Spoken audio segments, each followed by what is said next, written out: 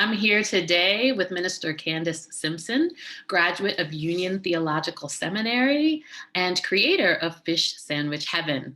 She's also an associate minister at Concord Baptist Church in Brooklyn, New York. A hearty welcome to you, Candace. How are you today?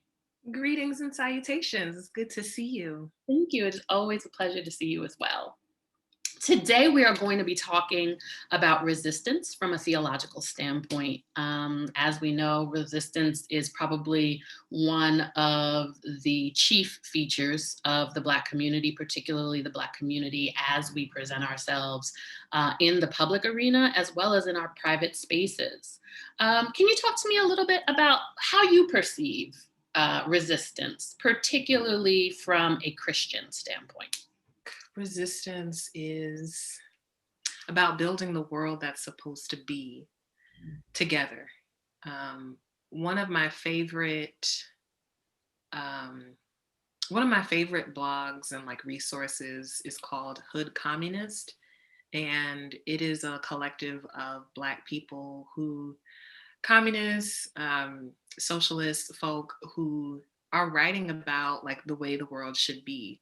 And recently this week, they talked about the need to join organizations and the need to really seek sustainable change through radical organizations. And I think, I'm trying to remember who they quoted, but they talked about, it may have been Fred Hampton who said something to the effect of basically that like no wins happen outside of like collective struggle. And I think that's true. I think especially as our world is trending more towards individualism and celebrity culture and the influencer model, even when people think about like resistance work, they start naming individuals, they start naming select people on a list. And I think that is the way that movements die.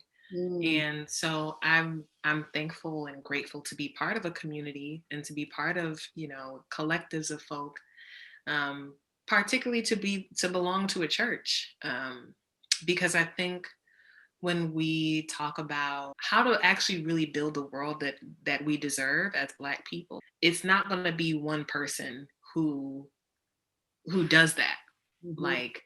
And I think the beauty and the significance, the reason why I still find meaning in churches is because it is one of many watering holes where we can hold each other accountable and live through, life cycle stuff, births, deaths, marriages, babies being born, people moving, people getting divorced. I mean, like all of that happens within an intimate space like the church. And those life cycle stages have bearing on how we see the world and how we show up in the world. And so I think, resistance is about, I don't think we can have a movement for resistance without community.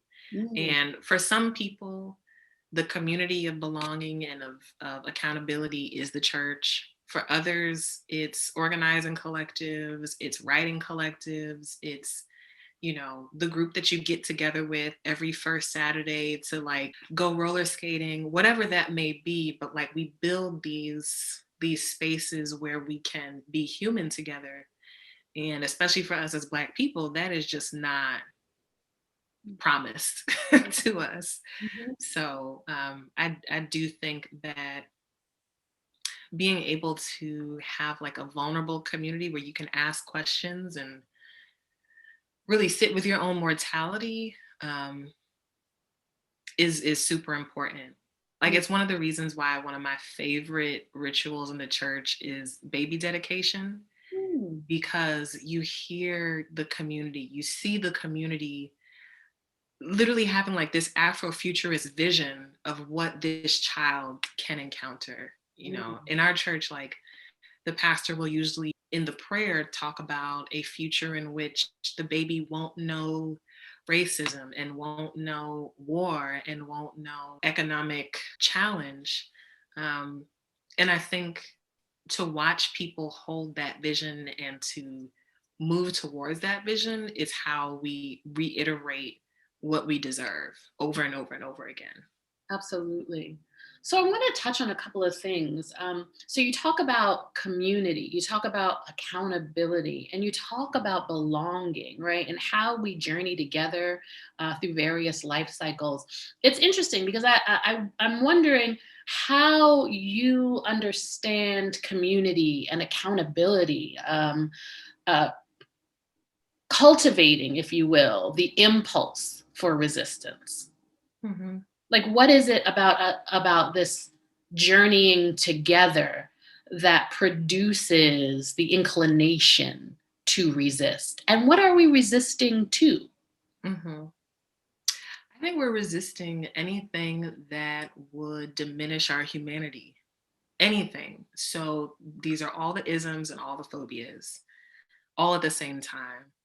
Um, for me, the ones that come up loudest as a queer Black woman are racism and sexism and homophobia, transphobia, um, and I think about other isms and phobias that impact me at different levels. So ableism, um, you know, xenophobia, like there are so many ways that like we live in a world that intentionally tries to diminish our capacity to live as humans. Because I do believe that we are human, and I'm not trying to. I don't argue with people who have decided that I'm not. But one of my favorite passages is 2 Kings 4. And basically, like, what happens in that story is this woman who has lost her husband um, in a patriarchal society, which means she has no money, no income, no support. Her children are getting ready to be sold to a debtor, to a basically being sold as like to a creditor.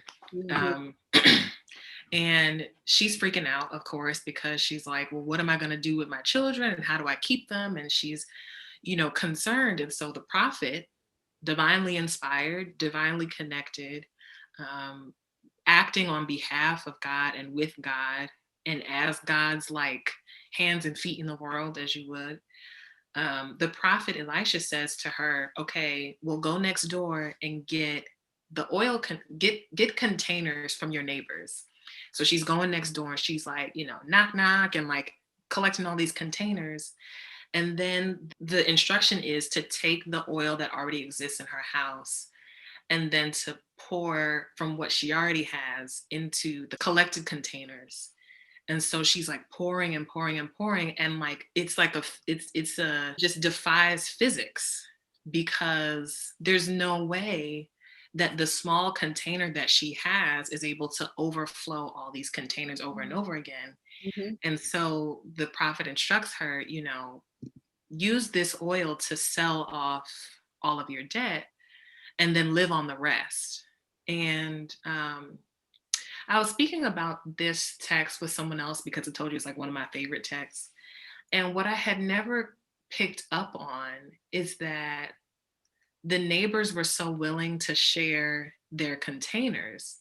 And at first, for the longest time, I had considered, well, maybe they were so willing to share with her because she must have had a strong relationship.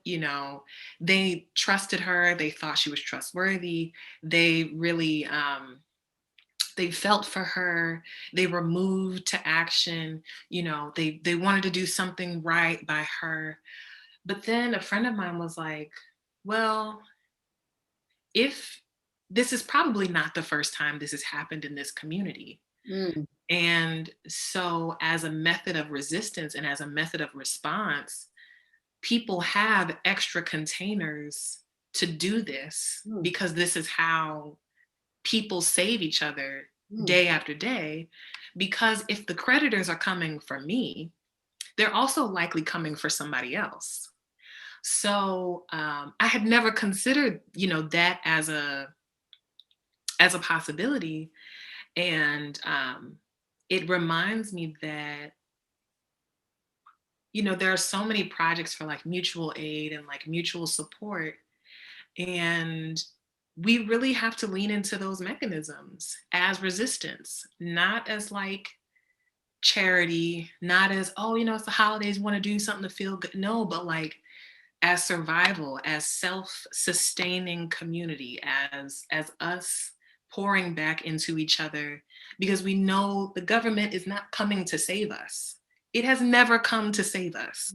It saves 2% of us at a time. It saves the men and then nobody else. It saves the people who went to college and then nobody else. It saves, the straight people and nobody else. And then you're just like, we're looking for complete and total restoration, complete and total freedom.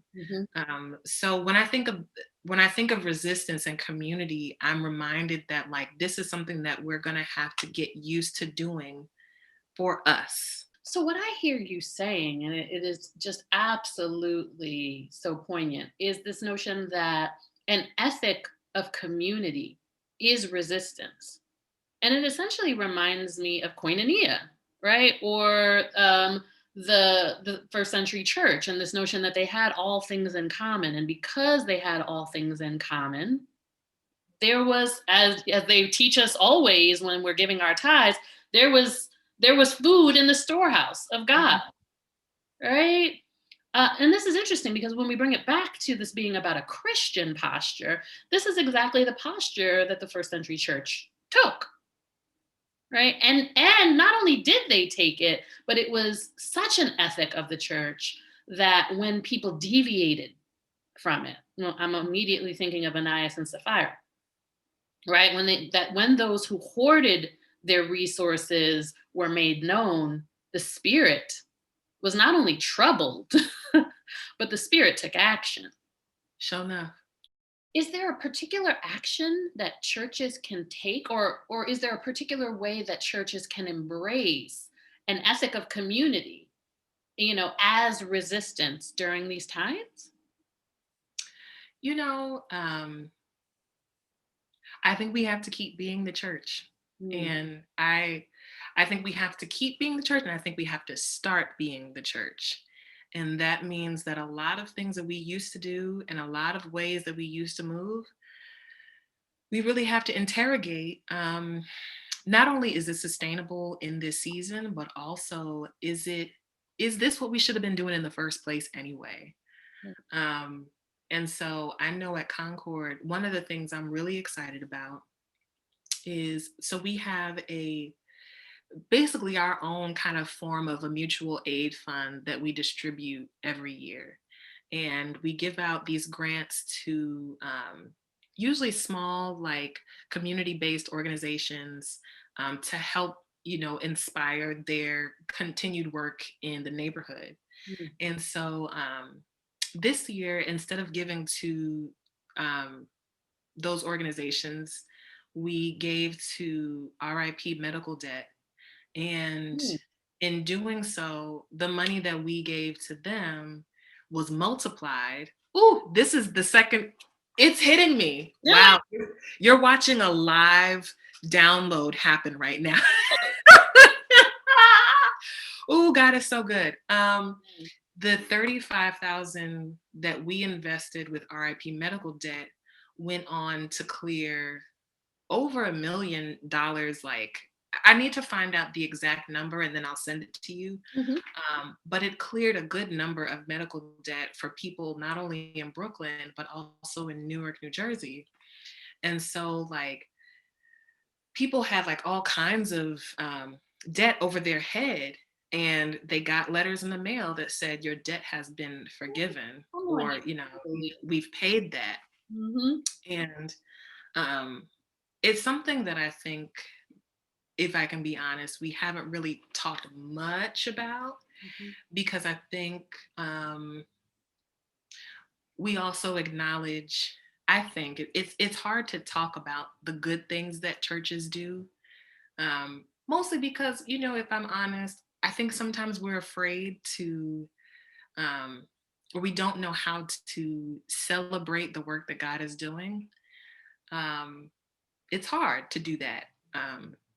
But I think what really moved me was that we had an opportunity, and we had the option to keep that money to ourselves, Mm. and instead decided to share that and multiply that so that people could be relieved of debt.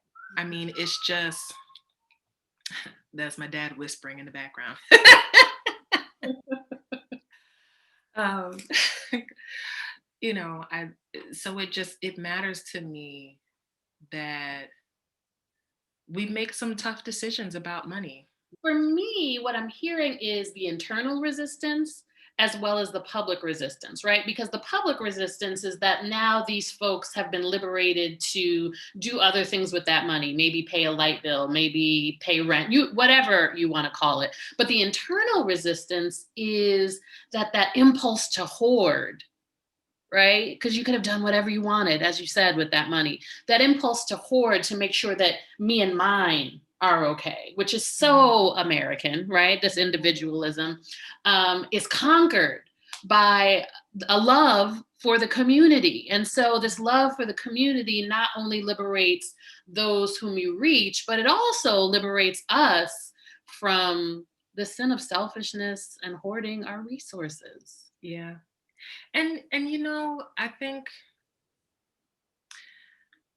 I want to say it's a human thing, but it's not human. I Mm. think you're right to name it as a very US American response to scarcity, Mhm. which is, oh my gosh, like, I don't know if we're going to get more money ever again. So let me just keep it all to myself. I mean, the numbers of billionaires who have profited in this season is absolutely ungodly. Mhm. And I know that at one point in time, they will have to stand in account for the death they have allowed to happen, and the luxury that they've enjoyed while so many people die. Mhm. And the Brooklyn in me Mm. really wants them to stand in account today. When I imagine um, how we could live together in a better way, Mhm. like I do think about, my first landlord who, like, I'm not excited about people being landlords, but based on the relationship that we had, he held me down. Mhm. Um, Mhm. he had a garden. I was welcome to the fruits of that garden. Wow. Um, and we developed a relationship that was beyond landlord tenant. Yeah. Um, and I think those things are possible in so many other arenas. So shifting back now, right, to the theological, um, where do you see God, right? Like, where is God in your relationship with your homegirl who braids your hair? Where is God in your relationship with your landlord that becomes more than that? Where is God in the community that was willing to offer the jars to the woman who was about to have to sell her children? I think where I see God in these kinds of, like, these interactions of people taking care of each other is the acknowledgement that we are human beings, Mhm. that we have bodies, we have flesh, we have skin, we have heartbeats. Some of us wear glasses, some of us walk with canes, some of us, can't stand for too long. Some of us wake up in the morning and we hear those knees crack. Hello, that is me. It is genetic. um, but we have bodies. Like, we're not just brains on a stick. We're not just, spiritual beings. Mhm. We have bodies that need to be held, that need to be protected, that need to be loved and cared for. And I think that's really where I see God. Like, I feel God most. I feel like friendship puts flesh on the promises that God has made. Mhm. And I think about, like, my homegirl who braids my hair. There's someone who every so often we just talk on the phone. And now you have to understand, I really do not like being on the phone. But there's someone who I just talk to on the phone every so often. And it's just so that we can hear another human being, you know? And I feel like in those moments, that's divine, Mhm. like to acknowledge that we're more than just somebody else's hopes for us. Mhm. And I I think that white supremacy and um, patriarchy and so many like anti-fleshly ideologies have stripped that from us. You know, like Black people are really going through it more than anybody. I'm willing to say this is just my scientific, hypothesis. We're really going through it right now because we are such an embodied people. Like Mhm. I think about like how many times I've gotten ready to like put my arm on someone and then I have to pull my hand back. Mhm. Mhm. Or like, you know, I w- like I'm thinking lovingly back to those times where I would walk into the church and you got to give everybody a kiss, and if you don't give everybody a kiss, then like it's were you being shady to me, and then you get in trouble later on because like why you ain't giving my kiss, you know. I miss those things. Mhm. And those are like really divine experiences where you remember that you're more than a worker, you're Mhm. more than mom, you're more than wife or partner. You like a human being who needs to be loved on and touched. On. Like Toni Morrison said, you flesh that needs to be loved. Yes. Okay? Yes. Yes. Candace, this has been such a wonderful approach to resistance. I think this is unlike anything I've actually ever heard on resistance. And so I just want to thank you so much for your wisdom. I want to bless you and speak goodness into your life. And I hope that you continue to think great thoughts and be a wonderful person in flesh, in the world. I want to thank you. And with that, we're going to close out.